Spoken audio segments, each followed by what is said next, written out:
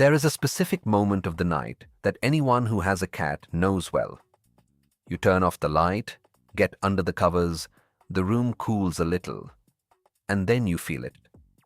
The gentle weight landing on the edge of the bed, the brief pause before walking in the right direction, and then that gradual dent near your legs or next to your hip or against your shoulder, depending on the cat. You don't need to look to know. You already recognize the weight, the heat, the rhythm. He settled down, and something in you too. On the surface, it seems simple. The cat is cold. The cat wants comfort. The bed is soft. You radiate heat. The combination is convenient. Most people believe that's basically it. A practical choice made by an animal who understands comfort. Practical, easy, closed. But that's not what's really happening. Or rather, it's not just that. What happens when a cat chooses to sleep with you is one of the most meaningful gestures he is capable of making. And understanding the weight of this gesture, what it reveals about the cat's mind, about the bond between you, about how it perceives you in the world, completely changes the way you will feel that weight under the covers from now on. To understand why this behavior is so significant, we need to start with something we often overlook: what it means to be vulnerable to a cat. The cat is, at the same time, predator and prey. This duality is imprinted in every instinct he carries. While awake, he can control the environment around him, observe, dodge, act. But during deep sleep, this ability disappears. The sleeping cat is exposed. He can't sense what's approaching. You can't escape quickly. You can't defend yourself the way you would when you woke up. In nature, this range of vulnerability is potentially fatal. Deep sleep needs to happen at some point. The body demands it, but where it happens matters enormously. A wild cat chooses its resting spots with extreme care. Height enough to see without being seen. Enough cover not to be detected. Exits available in more than one direction. The sleeping location is not chosen for comfort. It is chosen for safety. This changes the question. It's no longer, why does my cat sleep with me? The real question is, what needs to be true within the cat's perception for it to allow itself to be vulnerable around you? This behavior reveals something that goes far beyond the preference for soft surfaces. When a cat decides to sleep with you, really, night after night, consistently, he is communicating an evaluation, an assessment that he did not make consciously or rationally, but that is inscribed in every movement that precedes sleep. You are safe. Not safe in the sense that you never did anything wrong. Safe in the sense that the cat's nervous system registered its presence as the absence of threat. More than that, as a sign of active protection. You're not just neutral, you're a plus in his instinctive calculation of where he can let his guard down. It's easy to take this the wrong way. We might think, but domestic cats don't have predators at home, so anywhere is safe. But a cat's mind doesn't work like that. Instinct does not disappear with domestication. It is redirected, translated, reinterpreted. The domestic cat still carries the circuits that assess risk.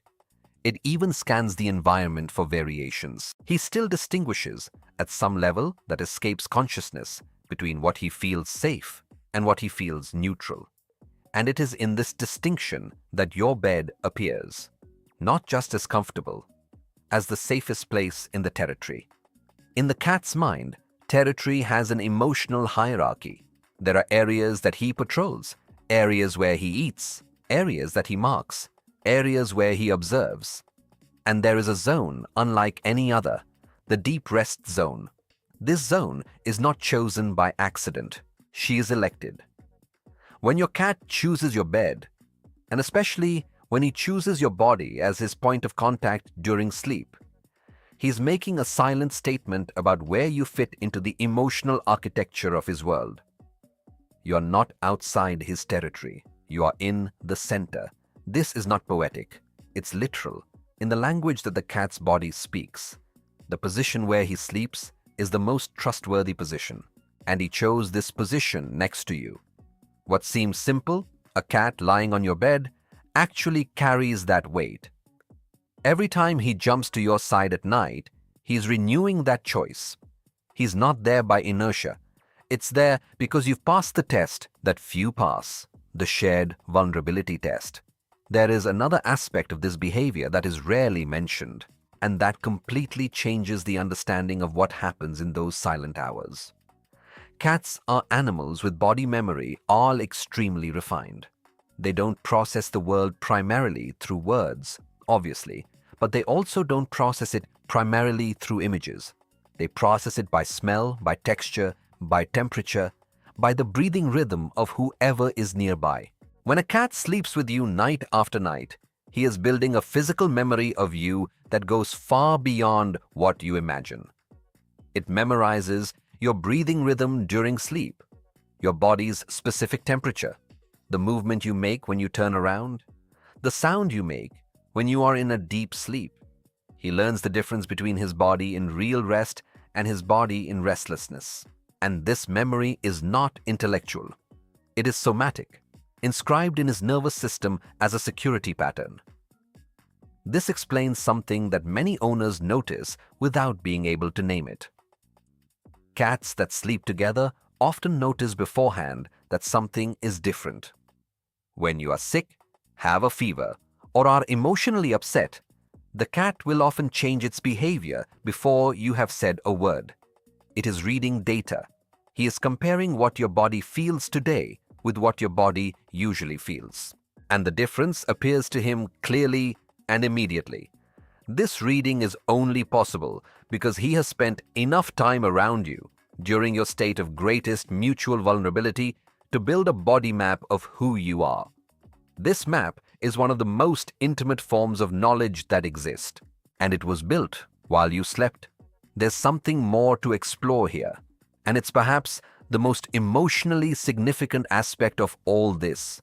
Cats are animals that, in their evolutionary history, were not created to live in complex social groups in the way that dogs were. They are, for the most part, loners. They regulate their own emotions independently.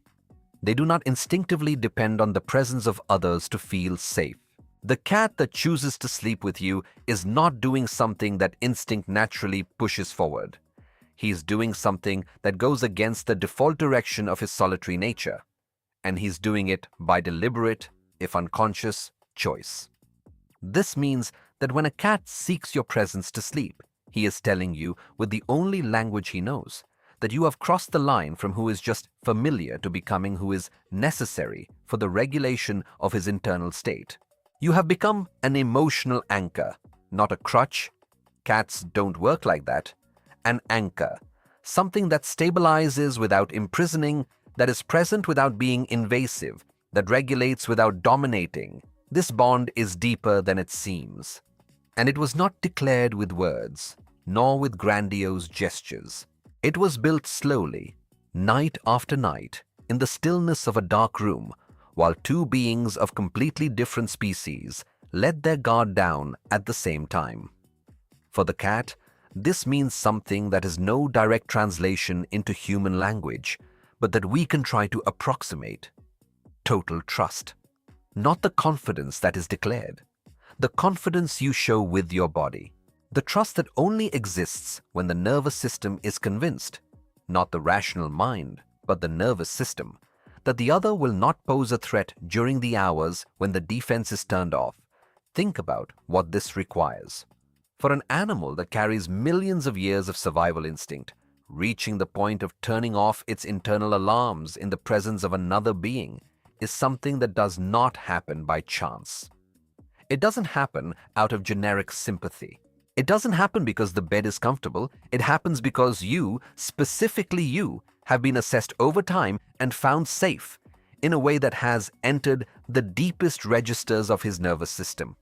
This process is not conscious, but it is absolutely real, and it's absolutely about you. It's also worth thinking about the specific position where the cat sleeps, because it's rarely random, and it often says something.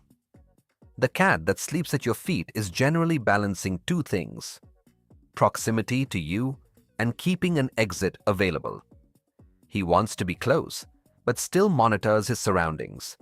This isn't emotional distance. It's an animal's bonding style that still integrates security with autonomy.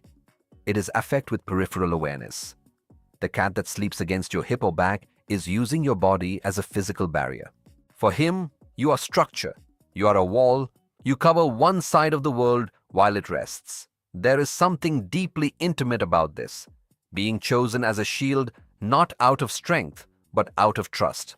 The cat that sleeps on your chest, close to your face, close to your neck, that one is looking for the epicenter, the strongest smell, the most direct heat, the most audible breathing.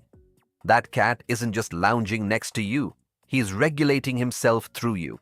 Your rhythmic breathing, the constant heat of your body, the predictable rhythm of your movements during the sleep. All of this works as a calm signal for his nervous system. You have become an emotional regulation mechanism. This is rare. This is profound. And there is one last detail that deserves attention: consistency. A cat that sleeps with you occasionally may simply be exploring. A cat that returns every night or almost every night to the same place with the same accommodation ritual. That cat has built something. He created a security standard that involves your presence as fundamental data. When you are away, the pattern is interrupted. When you return, it resumes. Owners who travel frequently report something that may seem like jealousy, but is more accurate to call dysregulation. The cat that changes its behavior when the owner is away for days, that seems disturbed, that does not sleep at the same times or in the same places. This is not an act. It is the absence of a safety signal that has become structural. When you return, the cat resumes the pattern, not out of performative joy, but because its nervous system has found back what was missing. You were literally missing. What your cat is doing may seem small, an animal that lies down. One night among many. A habit that you started to consider normal because it was repeated so much that it lost the texture of its novelty. But what's happening right now, every night when he climbs into bed and settles down next to you, is one of the most honest gestures between two species. There is no language in it. There is no performance. There is nothing he needs to prove or demonstrate. There is just the body of an animal that has decided on the most fundamental level there is that you are where it is safe. This is not a preference for soft mattresses. It's not thermal opportunism. It's trust. It's a bond. It's the way he found, within the limits of who he is, to say that you matter in a way that goes too deep to have a name. The next time you feel that familiar weight settle on your bed, that warmth settle next to you in the darkness, you'll know what's happening. Not just what it looks like, what it really is. And maybe, for a moment, before you sleep, you understand that it's not just